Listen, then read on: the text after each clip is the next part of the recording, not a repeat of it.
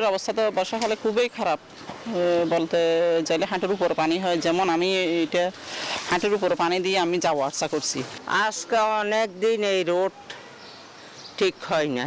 জলাবদ্ধতা নিরসন প্রকল্পের কাজের কারণে চট্টগ্রামের বহদ্দরহাট চানমিয়া সড়কে 6 মাস ধরে যান চলাচল বন্ধ। ভোগান্তিতে স্থানীয় জনগণ দ্রুত রাস্তার কাজ শেষ করে যান চলাচল স্বাভাবিক করার দাবি তাদের। তবে সিটি কর্পোরেশন বলছে, চলমান জলাবদ্ধতা প্রকল্প শেষ না হওয়া পর্যন্ত কিছু করার সুযোগ নেই। আকরাম হোসেনের রিপোর্ট।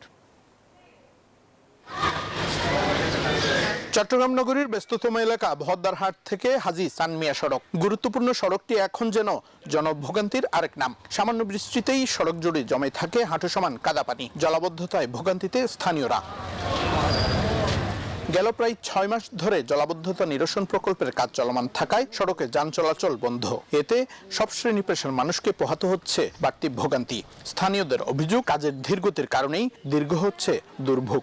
রিক্সা আসতে চায় না, ভাড়া বেশি চায়, সব দিক দিয়ে আর কি আমরা সমস্যা আছি। এখানেও কালভার্ট ঠিক হয় না এখনো। সব মশার বিরুদ্ধে সুরক্ষা দিতে এলো বসুন্ধরা এক্সট্রিম অ্যারোসল। মশার বিরুদ্ধে এক্সট্রিম সুরক্ষা। রোডের অবস্থা তো বর্ষাকালে খুবই খারাপ বলতে চাইলে হাঁটুর উপর পানি হয়, যেমন আমি এটা হাঁটুর উপর পানি দিয়ে আমি যাওয়া আসা করছি। আজকে অনেক দিন এই রোড ঠিক হয় না। ভাঙ্গা হচ্ছে আজকে প্রায় 2 বছর ভাঙ্গা না, এই ভাঙ্গা পর্যন্ত ভাঙে। প্রকল্প বাস্তবায়নের সমন্বয়হীনতা ও অদক্ষতার কারণেই এমন পরিস্থিতি বলে দাবি নগর পরিকল্পনাবিদের। মেয়র সাহেব এখানে ভিজিট করেছেন, ভিজিট করার পর ইট বিছিয়ে দিয়ে মোটামুটি এখন চলাচলের উপযুক্ত করেছেন।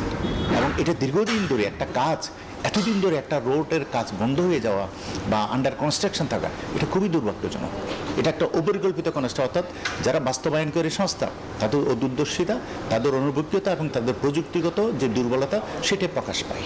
চট্টগ্রাম সিটি কর্পোরেশন বলছে, জলাবদ্ধতা নিরসন প্রকল্পের কাজ চলমান থাকায় এই মুহূর্তে সড়ক সংস্কারে কাজের সুযোগ নেই। তবে প্রকল্পে সেনাবাহিনী সম্পৃক্ত থাকায় অবৈধ স্থাপনা উচ্ছেদ সহজ হচ্ছে। বহদ্দরহাট মোড় এবং কালারপুর মোড়ে ওনাদের একটা কালভার্ট এবং ব্রিজ নির্মাণের কাজ চলমান আছে।